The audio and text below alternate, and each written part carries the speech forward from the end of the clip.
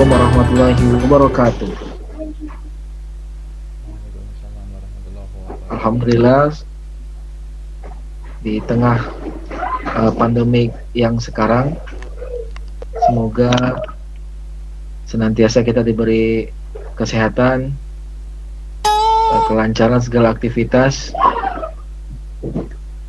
baik yang masih beraktivitas banyak di rumah maupun yang mungkin sudah terpaksa ya keluar rumah untuk bekerja atau berusaha atau aktivitas lainnya. Nah, malam hari ini insya Allah kita akan dibersamai oleh Coach Arbiarso. Nanti saya akan share biodata beliau. Saya nggak tahu nih memanggil beliau dengan Kang karena mungkin dari kelahiran di Sunda, atau Mas yang pernah kuliah di Jogja, atau Coach ya yang biasa kita familiar ketika uh, seorang pelatih ya, fitness educator atau hal-hal yang seperti itu. Saya mau ngetes dulu nih, apakah suara saya kedengaran oleh peserta, partisipan? Dengar, Pak. Dengar. Oke, siap. Dengar. Saya bacakan saja ya untuk kurikulum vitae beliau. Sebelum saya masuk membacakan, agar kita nyaman dalam webinar ini, ada beberapa ketentuan yang mesti kita coba pahami bersama. Yang pertama, ya layaknya kita menimba ilmu, kita diharapkan untuk menjaga sikap kita, kemudian untuk berniat secara serius untuk menuntut ilmu, sehingga ilmu yang kita peroleh nanti malam ini khususnya itu bisa menjadi bermanfaat. Yang kedua, diharapkan sekali untuk bisa ikut full ya dari awal sampai akhir. Ketika pun terpaksa harus meninggalkan forum atau meninggalkan ruangan ini atau Zoom ini, itu diharapkan untuk minta izin di dalam chat atau japri hostnya secara pribadi. Kemudian baiknya diharapkan juga itu untuk bisa, kalau punya kuota yang cukup, untuk bisa mengaktifkan videonya atau kameranya. Kemudian ketika saya atau nanti ada coach yang akan menyampaikan materinya, untuk bisa menonaktifkan atau memute suaranya. Kemudian untuk nanti bisa bertanya via chat, atau juga nanti bisa langsung ya, nanti ketika setelah sesi diskusi ya, setelah sesi pemateri penyampaian acara, nanti bisa disampaikan secara langsung dengan unmute, atau bisa terlebih dahulu sebelum lupa mungkin bisa di chat di forum chatnya. Insya Allah kita ikhtiarkan acara ini maksimal selesai di 9:30 malam. Begitu kurang lebih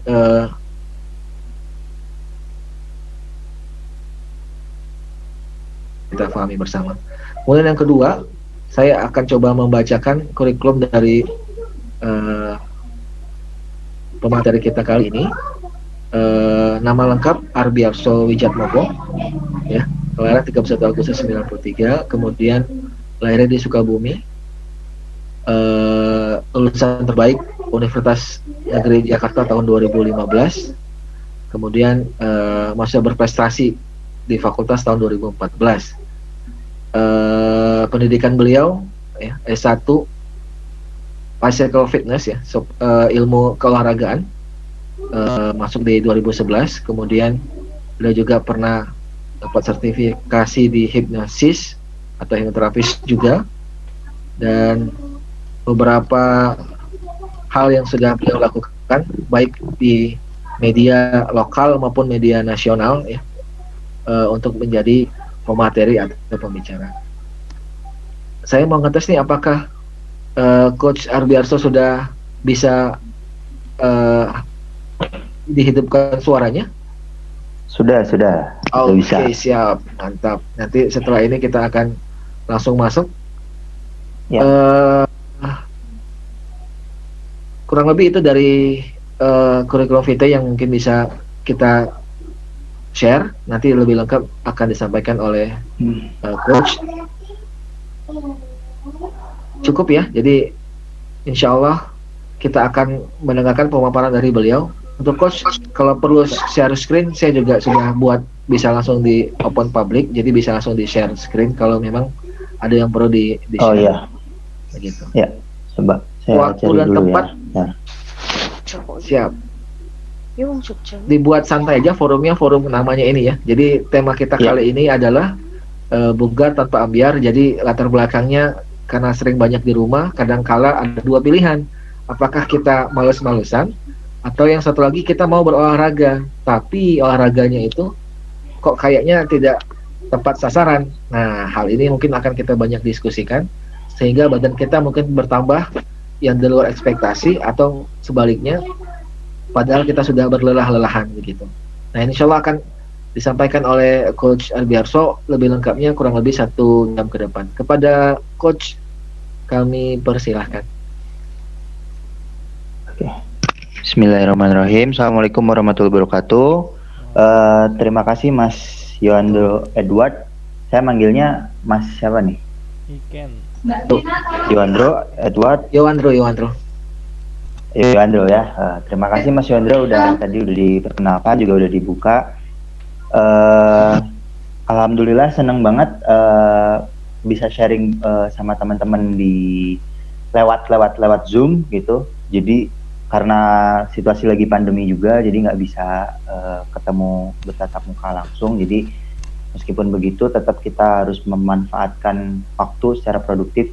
Jadi kita belajar bareng-bareng di sini. Dan saya tuh sebenarnya senang banget kalau disuruh sharing, karena biasanya ketika sharing gini juga saya jadi ikut belajar gitu. Karena ada beberapa pertanyaan yang biasanya jadi nggak saya belum mampu jawab, jadinya nanti dicari jawabannya gitu. Jadi saya senang banget sebenarnya. Nah, beberapa waktu lalu saya ditawari oleh Mbak Septi untuk sharing di sini terkait bugar tanpa ambiar, new normal, sehat maksimal. Jadi intinya bagaimana tetap menjaga kebugaran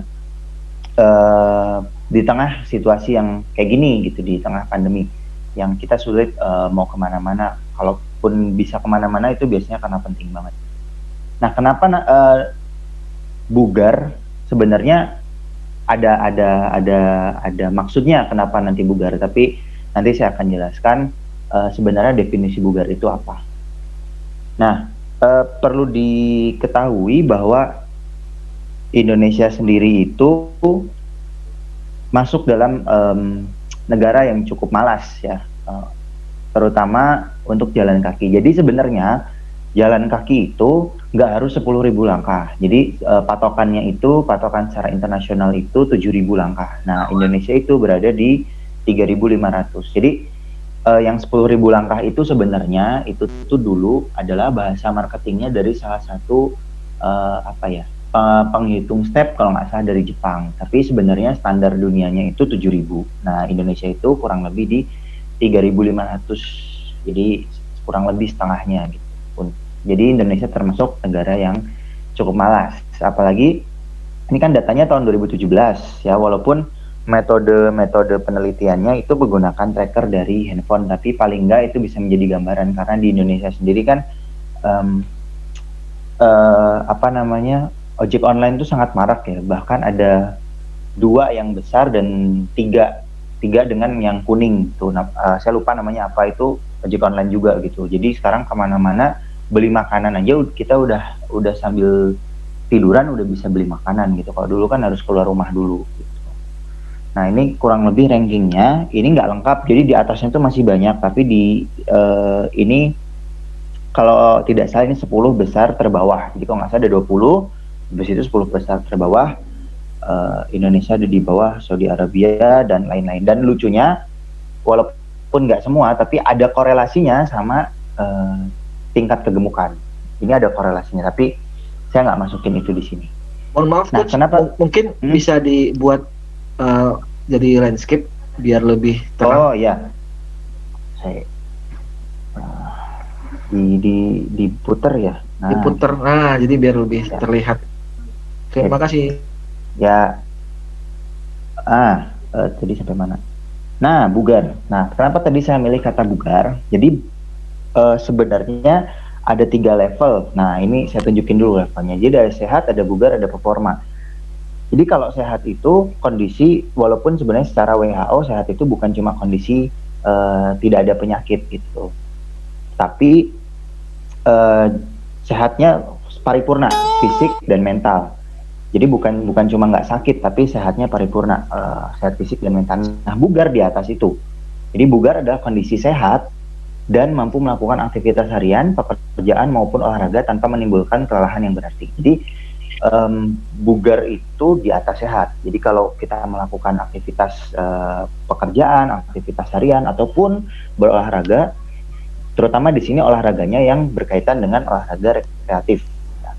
Jadi seandainya kita bukan atlet gitu, nah itu tidak menimbulkan kelelahan yang berarti. Lelah tapi tidak kelelahan banget gitu. Nah itu di definisi dari bugar. Nah di atas itu sebenarnya ada lagi performa. Itu performa itu biasanya udah levelnya udah di atlet. Nah sebenarnya ada beberapa komponen kebugaran yang kita bisa jadiin patokan kalau kita tuh bugar apa enggak sih gitu. Nah sebenarnya ada 5, cuma saya waktu itu ada baca buku, saya lupa judulnya apa, keluaran dari Human Kinetics. Jadi ada tambahan itu yang saya bintangin. Jadi, pada dasarnya itu ada 5 sebenarnya dulu.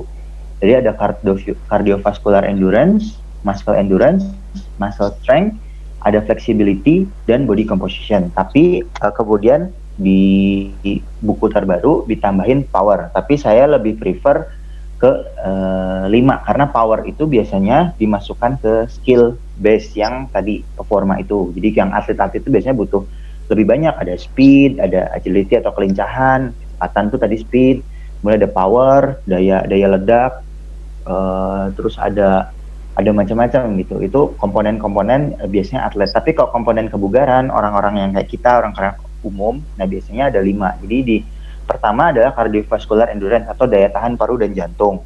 Nah biasanya ini adalah berkaitan sama kalau kita bahasa gampangnya tuh suka nyebut namanya stamina atau kita suka nyebut namanya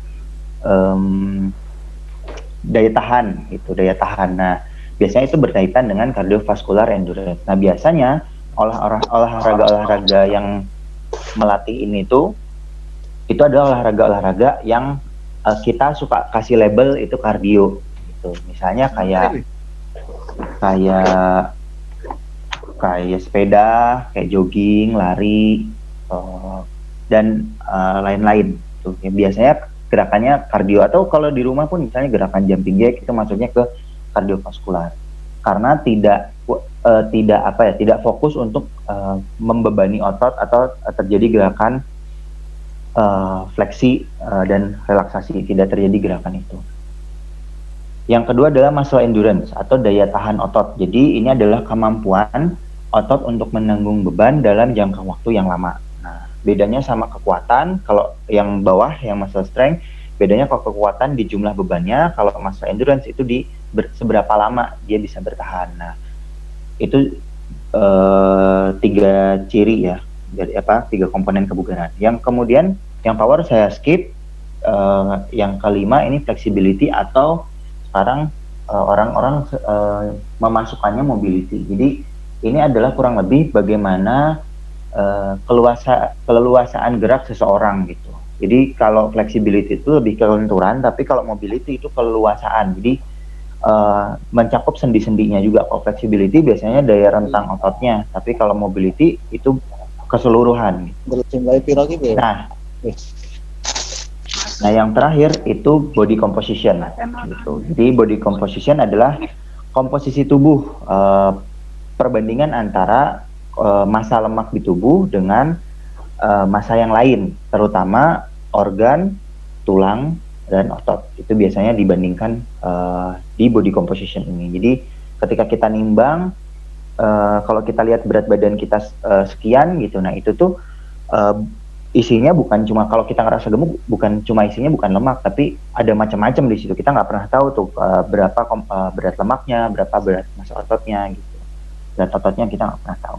Nah, itu 6 komponen kebugaran. Nah, sekarang pertanyaannya kan gini, gimana caranya supaya bugar gitu. Apalagi kalau di tengah pandemi gini. Nah, nomor satu yang perlu diperhatikan adalah pola makan. Kenapa saya tempatkan pola makan di nomor satu, di awal, karena menambah kebiasaan makan itu lebih mudah dibanding menambah kebiasaan olahraga gitu. Kalau disuruh tambahin makannya itu akan lebih gampang dibanding tambahin olahraganya. Jadi biasanya orang-orang awam itu, orang-orang umum lah. Nah, prioritas gizinya sebenarnya yang saya masukin ini biasanya berkaitan dengan komposisi tubuh itu tadi. Tapi secara overall untuk fitness atau untuk kebugaran itu sendiri prioritas gizinya kayak gini. Jadi yang paling utama, yang paling dasar adalah di calorie balance atau energi balance atau asupan energi. Jadi makanan itu mengandung energi. Nah, ketika kita konsumsi itu mensuplai energi untuk kita. Nah, kalau misalnya orang-orang pengen menurunkan massa lemaknya, dia butuh defisit energi. Artinya energi yang masuk lebih sedikit dari energi yang keluar, atau makannya lebih sedikit dari apa yang dia keluarin di aktivitas hariannya atau di olahraganya. Kebalikannya, kalau pengen naikin berat badan, itu energi surplus. Jadi yang kita makan itu lebih banyak dari yang kita keluarkan lewat olahraga dan aktivitas harian. Yang kedua adalah gizi makro atau gizi besar. Nah, di gizi besar ini mencakup protein, karbohidrat, dan lemak. Jadi 3 itu penting. Mungkin mungkin hadirin di sini pernah dengar gitu ya, kalau diet itu harus ngurangin karbo misalnya, atau diet itu harus ngurangin lemak gitu. Sebenarnya diet itu sendiri tidak berkaitan dengan ngurangi apapun gitu. Sebenarnya secara definisi tidak ada kaitannya dengan ngurangin apapun dan tidak ada kaitannya dengan harus nambahin apapun. Diet itu sebenarnya kata yang netral. Diet itu artinya pola makan. Dari kita lahir sampai kita besar, kita tuh berdiet sebenarnya gitu. Cuma ketika kita punya tujuan tertentu, ada perubahan di pola makannya gitu. Jadi kenapa saya selalu mengingatkan ke orang-orang tentang definisi diet supaya orang jadi diet itu tidak ada kaitannya dengan ngurangin atau nambahin makanan tertentu sebenarnya gitu. Cuma kalau kita punya tujuan baru atau tujuan yang berbeda, kita perlu melakukan pengaturan. Pengaturannya itu sendiri sebenarnya tidak terbatas dari apa yang kita makan. Jadi kita tuh kalau misalnya milih diet kan sering tuh ngelihat apa sih yang dimakan gitu, daftar makanannya apa. Sebenarnya yang paling penting itu sebenarnya ngenalin dirinya dulu. Jadi kalau mengatur pola makan itu orang suka lupa dengan faktor diri kitanya sendiri. Jadi akhirnya siapa ikut diet apa diikuti daftar makannya, padahal belum tentu cocok baik secara fisiologis, baik secara psikologis atau demografi. Contoh misalnya ketika si A misalnya diet menggunakan garam Himalaya misalnya. Ternyata garam Himalayanya belinya mahal, kitanya nggak mampu. Nah, itu juga jadi masalah tuh. Gitu. Padahal juga sebenarnya nggak penting-penting amat pakai garam Himalaya, nggak ada perbedaan signifikan gitu. Itu juga yang perlu dipertimbangkan. Jadi nggak harus ada special food tertentu, nggak harus ada syarat yang ribet-ribet sebenarnya gitu. Yang penting bagaimana caranya kita mencukupi energi yang kita butuhkan dan ditunjang sama gizi besar tadi. Misalnya kayak butuh protein misalnya. Nah, proteinnya itu dari sumber-sumber yang bisa kita jangkau baik secara ekonomi maupun secara demografi. Misalnya kita butuh ikan apa yang ada di dekat kita gitu ya, itu aja dulu yang dikonsumsi. Jadi sebenarnya diet itu sangat simpel gitu, cuma karena informasi yang berdatangan gitu, jadi kayaknya ada banyak gitu, padahal sebenarnya enggak gitu. Nah, kalau mau cara yang paling simpel sebenarnya bisa menggunakan kaidah tangan kayak gini. Nah, ini sebenarnya pria dan wanita ini secara umum, karena kadang ada gitu, maksudnya wanita-wanita yang butuh lebih banyak dibanding pria gitu tuh ada.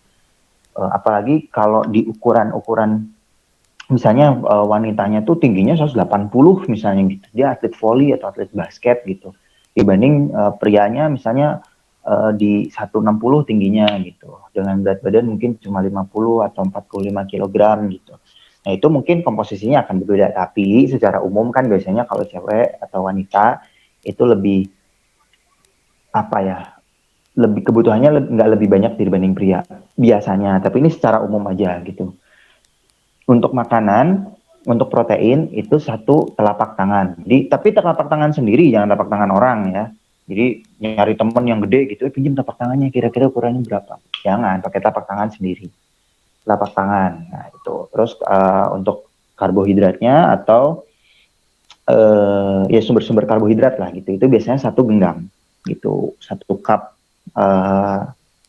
tangan penuh gitu.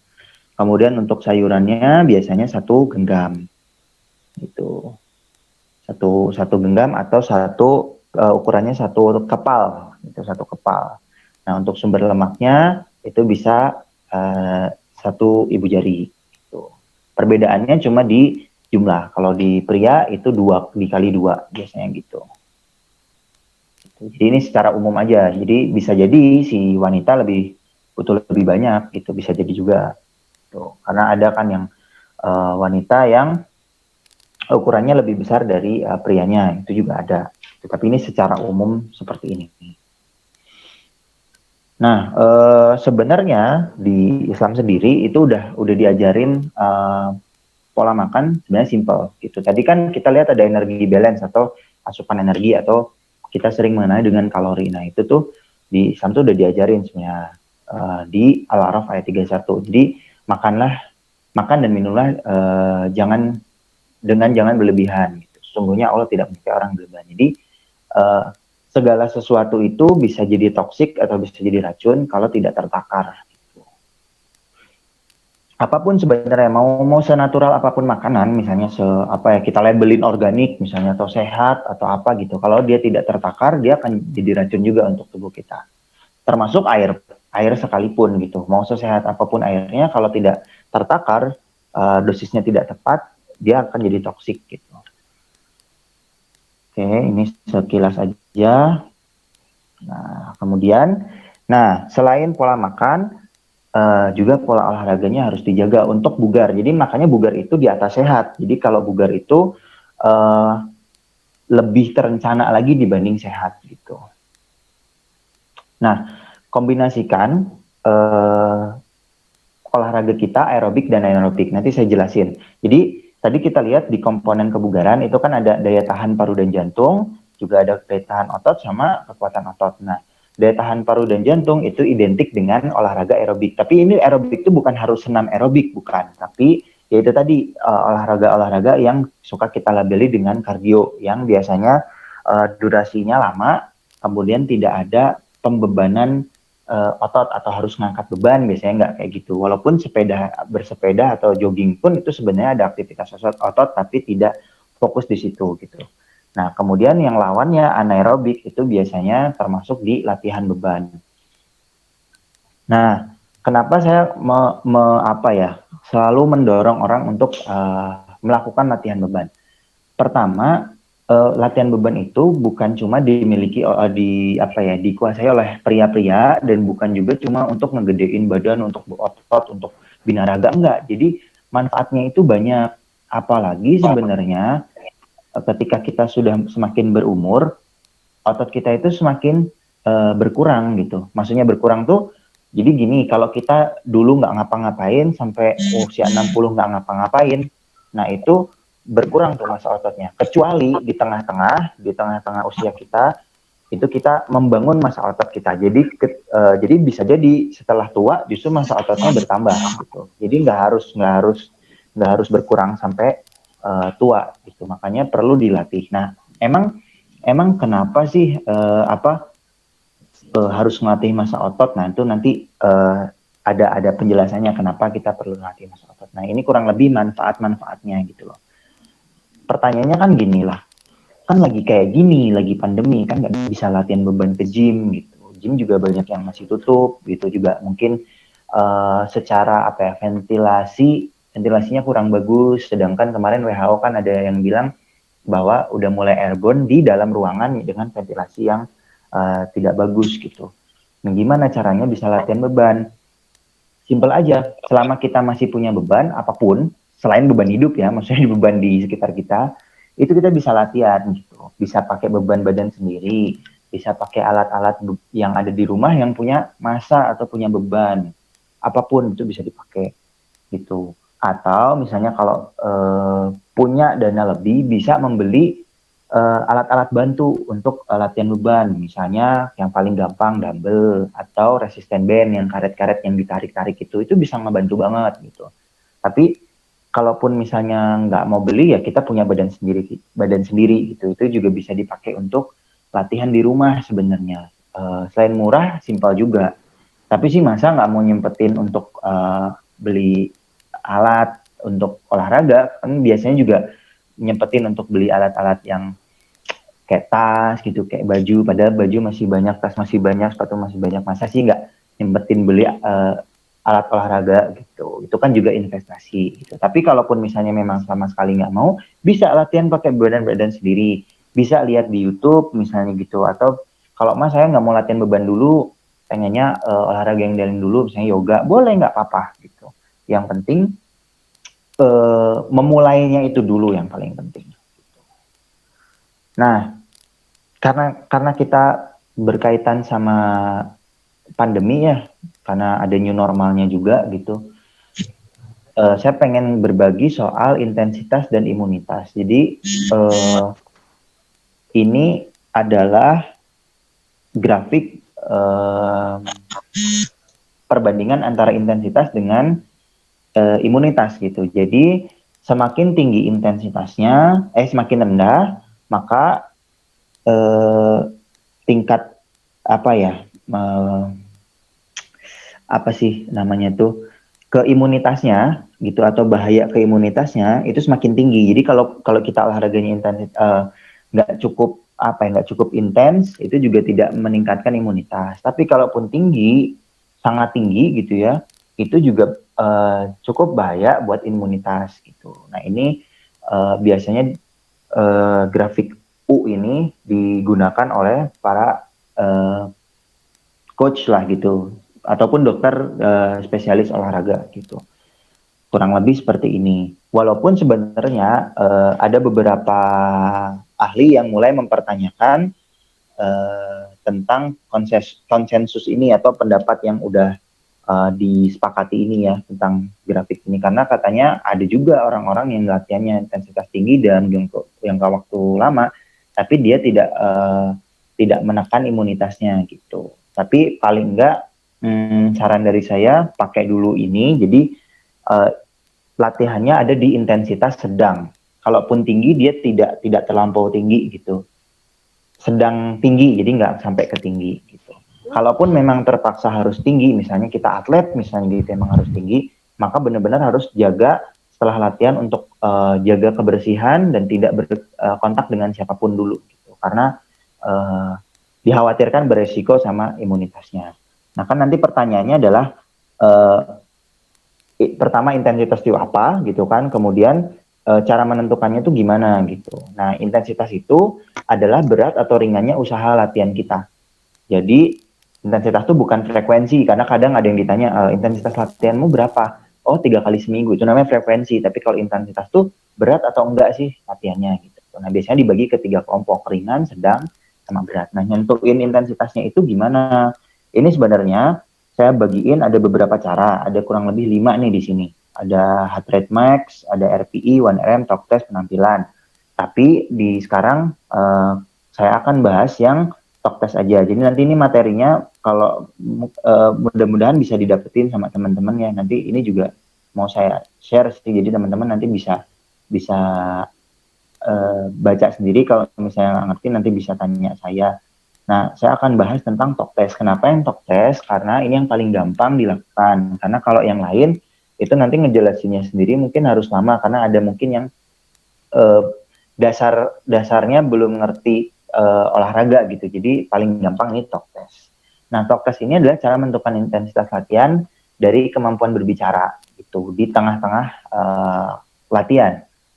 Nah, gimana cara ngetesnya? Biasanya kalau saya saranin coba baca pembukaan Undang-Undang Dasar 1945. Nah, kalau misalnya masih bisa membaca dengan nada, masih nyaman bacanya, itu biasanya intensitasnya masih rendah banget biasanya gitu. Nah, kalau udah sedang, itu biasanya kemampuan bacanya ada, tapi nadanya sudah enggak, biasanya atau agak sedikit terpatah-patah.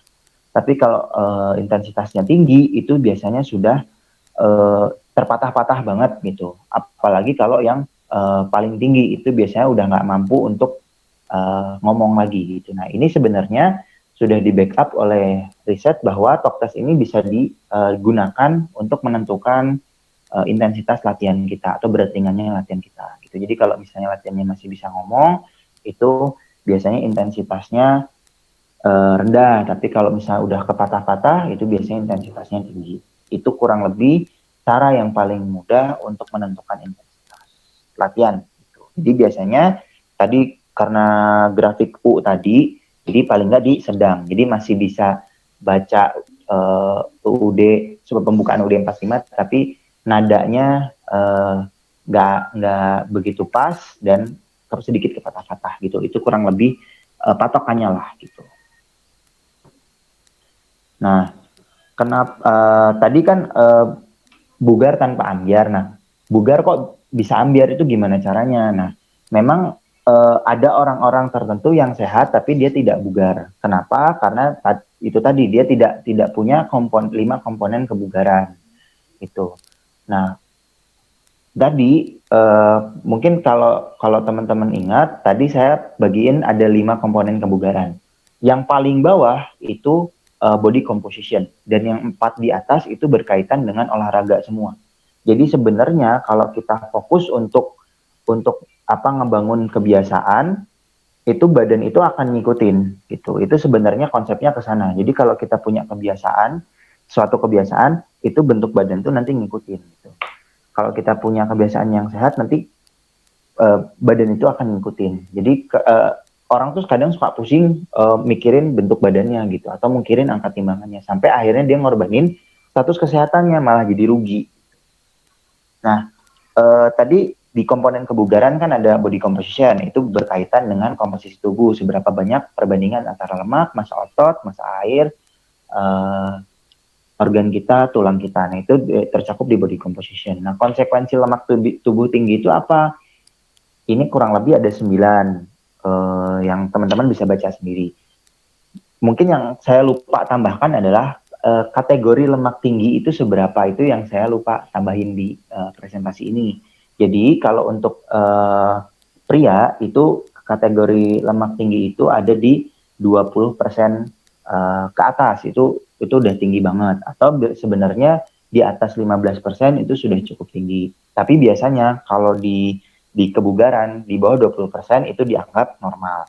Terus di bawah 14% itu sudah cukup atletis, kemudian di bawah 10% itu atletis banget, dan nanti yang 5% itu orang-orang yang yang bodybuilder lah gitu. Itu biasanya kayak gitu. Itu untuk pria. Kalau untuk wanita biasanya di atas 28 atau di atas 30% lemaknya. Itu biasanya di situ. Kalau di bawah itu biasanya lebih bagus. 20-22 itu bentuknya atletis. Di bawah itu lagi itu udah yang kompetitif bodybuilding biasanya itu. Nah, terus Mas, gimana caranya kita mengukur lemak tubuh kita? Biasanya kita bisa pakai kalau di kuliah dulu kita bisa pakai kaliper. Jadi kaliper itu ada alat yang gunting itu kayak gunting, tapi sebenarnya itu mengukur ketebalan lemak. Nah, cuma kekurangannya adalah itu kita harus cari orang yang memang bisa gitu untuk mengukurnya. Itu sebenarnya valid, tapi memang orangnya harus jago. Nah, cara yang lebih mudah lagi sebenarnya ada dengan bioimpedance analysis. Nah, itu bioimpedance analysis itu alat yang biasanya kalau kita pegang atau kita injak, nanti lemak tubuh kita kelihatan tuh seberapa. Hanya saja alat kayak gini itu sebenarnya kalau yang akurat itu nggak murah. Jadi biasanya kalau yang mungkin teman-teman pernah ketemu yang orang-orang suka menawarkan suplemen gitu, biasanya ngukur-ngukur. Nah, itu sebenarnya cukup murah alatnya gitu. kalau yang lebih akurat itu mahal banget, itu bisa sampai 95 juta harganya gitu. Itu pun sebenarnya bisa nggak akurat kalau cara pakainya salah.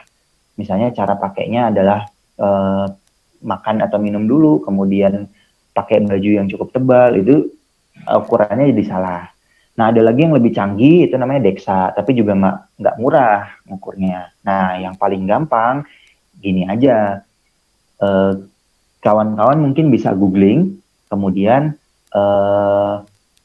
tulis body fat percentage gitu, atau persentase lemak tubuh, atau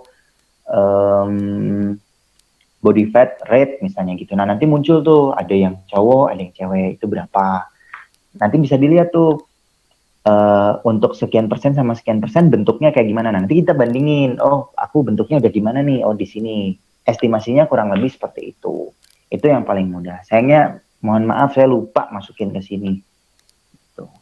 Nah, selain konsekuensinya punya lemak yang tinggi, ada konsekuensi juga punya massa otot rendah. Jadi tadi juga sudah saya sampaikan bahwa ada komponen kebugaran di antaranya daya tahan dan kekuatan otot. Nah, jadi otot itu bukan cuma milik laki-laki dan bukan cuma untuk gede-gedean atau bagus-bagusan, tapi ada fungsinya. Kan kita itu gerak itu menggunakan otot. Kemudian tulang-tulang kita saling terhubung lewat ligamen. Ada otot kita juga terhubung dengan tulang lewat tendon. Jadi ketika kita latihan beban itu kita juga bukan ngelatih otot doang gitu, tapi ada tendon, ada ligamen, bahkan jantung kita tuh kan sebenarnya otot gitu. Makanya perlu dilatih juga. Nah, konsekuensinya punya massa otot rendah apa? Teman-teman bisa baca di sini. Yang paling saya sorot biasanya adalah resistensi insulin gitu. Jadi otot itu tempat menyimpan gula. Nah, kalau semakin ototnya banyak, semakin banyak gula yang bisa dijadikan cadangan energi disimpan di otot kita. Gitu. Jadi semakin bagus massa ototnya, resistensi insulinnya semakin bagus juga. Kemudian berkaitan sama mobilitas. Banyak tuh kalau udah tua badannya semakin kaku, mulai dengkul mulai nggak enak, sikut mulai nggak enak, bahu mulai nggak enak, pinggang mulai nggak enak. Nah, itu sebenarnya adalah salah satu ciri bahwa massa ototnya udah semakin rendah. Nah, biasanya ini terjadi karena usia, makanya kalau misalnya bisa memang harus di-maintain atau ditambah massa ototnya untuk menjaga tetap sehat ketika berumur gitu.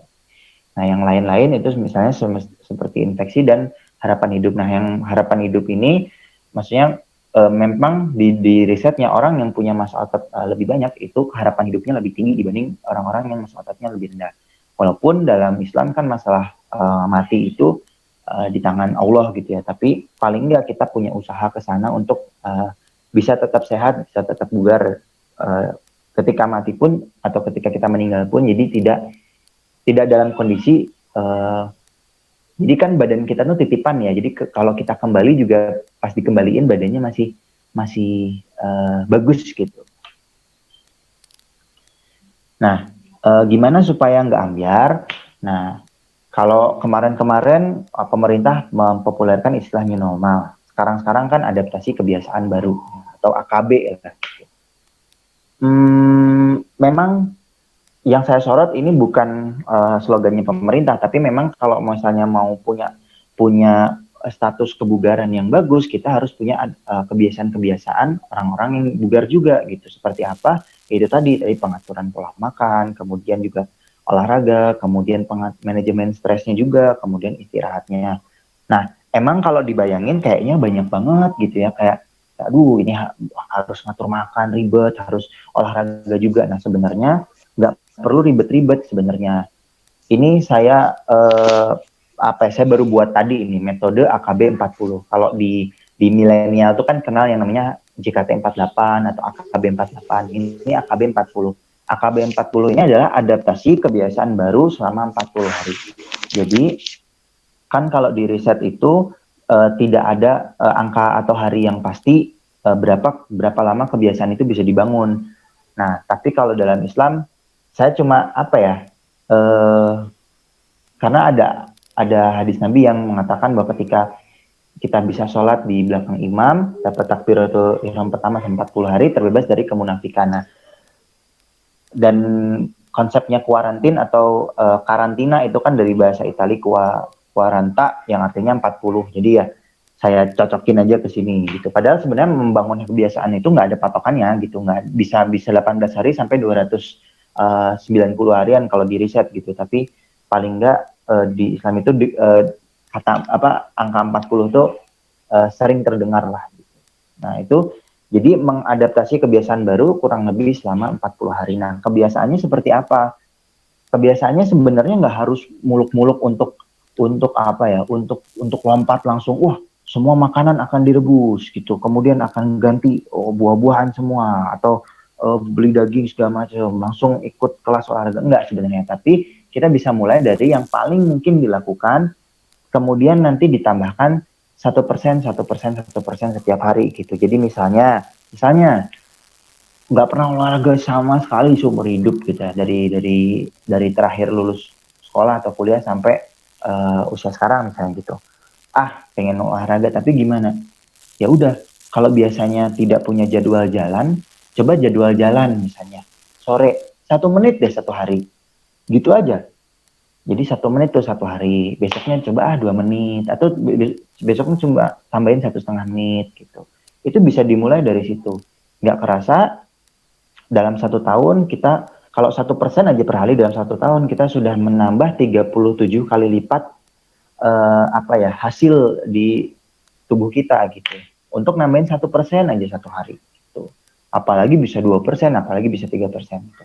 Jadi saya kalau misalnya ngajarin ke orang, nggak harus langsung lompat, wah yuk olahraga, latihan beban, bla bla bla, ngatur pola makan, enggak.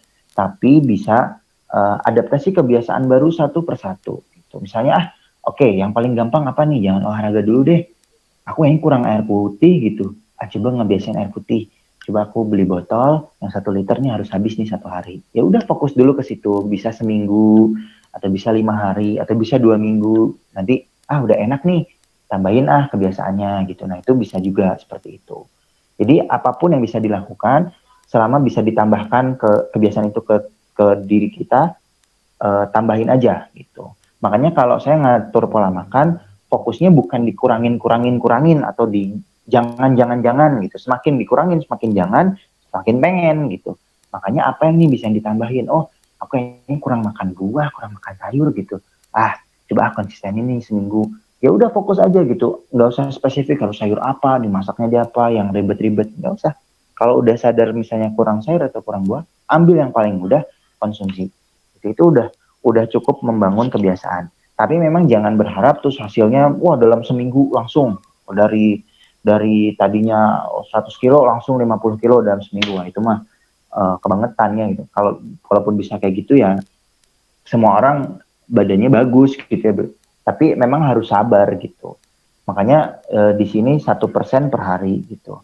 Nah grafiknya itu biasanya akan landai di awal-awal gitu. Akan landai kayak nggak ada hasilnya, kayak sama aja gitu. Tapi kalau udah di atas 3 bulan biasanya grafiknya akan semakin eksponensial naiknya gitu. Sampai akhirnya kalau udah 1 tahun kita akan bisa merasakan 37 kali lipat lebih baik gitu. Itu biasanya patokannya gitu. Jadi 1% better grafik atau 1% better every day gitu.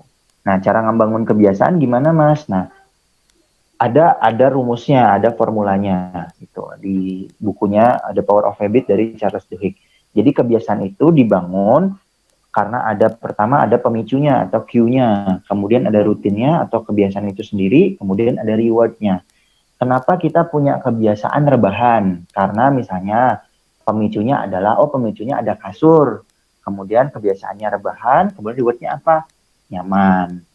Atau kita punya kebiasaan ngemil. Kenapa kita punya kebiasaan ngemil? Karena pemicunya adalah ada cemilan di toples di dekat kita. Kemudian kebiasaan yang ngemil, kemudian rewardnya enak. Nah, itu kebiasaan itu dibangun selalu berdasarkan kenikmatan atau reward gitu. Nah, terus membangun kebiasaan baru gimana caranya? Yaitu cari pemicunya. Pemicu apa yang bisa menjadi kebiasaan baru? Kemudian apa kebiasaan barunya? Lalu apa rewardnya? Misalnya kalau dulu saya belajar kebiasaan baru ini lewat bagaimana cara saya bikin skripsi. Jadi ketika saya bikin skripsi, itu saya nggak langsung nulis dulu atau nggak langsung apa dulu. Jadi bisa dimulai dengan menyalakan laptop dulu. Habis itu udah tinggalin dulu. Habis itu coba kalau udah nyalain, coba buka Microsoft Word-nya, coba nambahin satu huruf aja, terus satu kalimat, tahu-tahu beres gitu. Tahu-tahu kebiasaan itu ditambah, akhirnya jadi terbiasa, akhirnya jadi nyaman buat kita. Nah, olahraga tuh bisa kayak gitu juga. Misalnya kalau saking malesnya nih ya, saking aduh nggak pernah olahraga banget. Bagi saya menyimpan sepatu olahraga atau baju olahraga di dekat kita itu sebuah progres, karena dari yang nggak pernah jadi pernah tuh, itu udah progres. Jadi kalau di kebiasaan itu jangan melihat seberapa besar lompatan kebiasaannya, tapi jalurnya ke sana tuh yang harus dibuka dulu gitu. Karena nanti biasanya kalau udah terbuka jalurnya nanti enak tuh. Kalau ngebangun kebiasaan tuh biasanya saya kalau mengasosiasikannya sama bagaimana setan menggoda manusia. Setan itu ketika menggoda manusia itu pelan-pelan, nggak langsung ke dosa yang besar gitu, tapi kecil-kecil, mulai kebuka, akhirnya jadi dosa besar. Nah, kebiasaan itu kurang lebih dibangunnya sama, walaupun kayak asosiasinya kayak serem banget ya, atau perumpamannya kayak serem, tapi kurang lebih itu kayak gitu. Jadi jangan dibangun berdasarkan apa yang tidak kita suka gitu. Atau juga bisa dikaitkan dengan kebiasaan lama. Misalnya kita punya kebiasaan nonton sinetron misalnya gitu. Bagaimana kalau ketika nonton sinetronnya dengan diselingi, misalnya nonton tuh pas iklan, misalnya ngelakuin squat, duduk berdiri aja gitu. Nah itu juga udah salah satu ngebangun sinaps-sinaps di otak kita untuk punya habit baru gitu. Nah yang paling penting dari habit ini adalah rewardnya. Ketika kita melakukan itu senang gitu ya, ada reward gitu buat kita, itu akan jadi nagih gitu. Nah, efek ketagihan itu kan gitu, karena kita punya reward, ada kerasa kenikmatan untuk melakukan itu. Makanya kalau belum pernah sama sekali olahraga, kalau misalnya mau memulai, saya sarankan untuk mulai pelan-pelan gitu. Nah, level pelan-pelan atau level pemulanya itu macam-macam. Ada yang bisa tiba-tiba langsung ikut kelas 6, itu bisa. Ada juga yang tadi, nggak mau mulai olahraganya dulu, nyiapin bajunya dulu, itu juga nggak masalah sama sekali gitu. Yang penting sudah terbangun jaringan di otaknya, untuk punya kebiasaan baru gitu. Karena jaringan di otak itu dia kalau bikin kebiasaan nggak harus dipertebal jaringannya. Jadi satu sinaps dulu, nanti dibangun lagi sampai nanti jadi kebiasaan. Nah, terus gimana ngebedain kalau itu udah jadi kebiasaan atau belum? Sampai tidak sadar kalau itu kita sedang melakukan pembiasaan.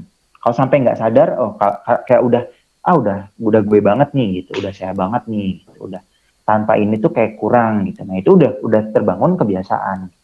Sama kayak kebiasaan nonton misalnya gitu, kayak kebiasaan nonton Korea misalnya. Jadi dia kalau nggak nonton kayak ada yang kurang gitu. Nah itu udah jadi kebiasaan sehat pun gitu. Kalau misalnya kayak bukan aku banget nih gitu, nah itu udah jadi kebiasaan. Jadi nggak perlu dihitung berapa hari, udah 40 hari atau belum, atau seminggu atau belum. Dan nggak perlu takut untuk batal. Misalnya lagi ngebangun kebiasaan di 7 hari misalnya gitu, di hari ketiga tiba-tiba lupa misalnya, atau tiba-tiba ada apa gitu yang membuat pembiasaannya jadi buyar. Nah itu nggak perlu kayak batal, ngulang lagi ke hari pertama, atau ya udah deh nggak usah diterusin. Nggak perlu, lanjutin aja dulu, karena itu tadi nggak ada patokan yang itu terbangun berapa lama, mau seminggu kayak, mau 2 minggu, mau 48 hari, mau 200 hari, nggak ada patokannya. Yang penting adalah itu tadi, ada cue, ada rutin, ada reward, ada pemicunya, ada kebiasaannya, dan ada rewardnya. Kurang lebih seperti itu. Nah, mudah-mudahan belum jelas. Jadi kalau belum jelas, jadi nanti kita bisa ngobrol. Ya, jadi saya juga nambah pengetahuan nanti dari pertanyaannya kawan-kawan di sini. Mungkin segitu dulu. Monggo kalau ada yang mau ditanyakan.